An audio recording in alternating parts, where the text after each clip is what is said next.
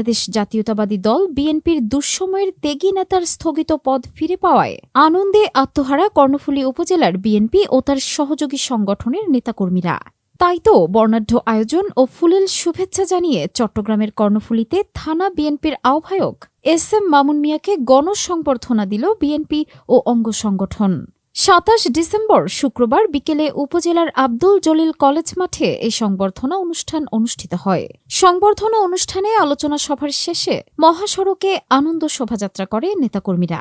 বিকেল ৩টা থেকে আনন্দ শোভাযাত্রার কথা থাকলেও দীর্ঘদিন পরে প্রিয় নেতার পদ ফিরে পাওয়ার আনন্দে জুমার নামাজের পরপরই নেতাকর্মীরা খণ্ড খণ্ড মিছিল সহ বাদ্যযন্ত্রের তালে তালে গণসংবর্ধনা স্থলে উপস্থিত হতে থাকে, যা মুহূর্তের মধ্যে হাজার হাজার নেতাকর্মীদের উপস্থিতিতে জনসমাবেশে রূপান্তরিত হয়।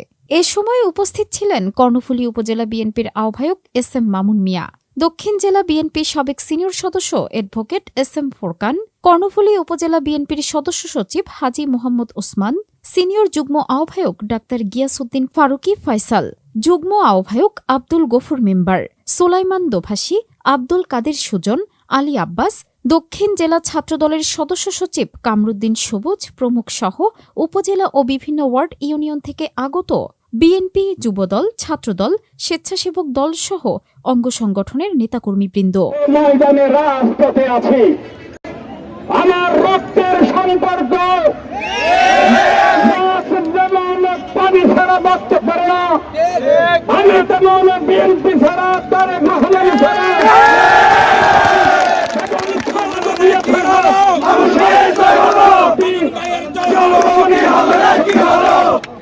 আমার জীবন অতিবাহিত হয় না।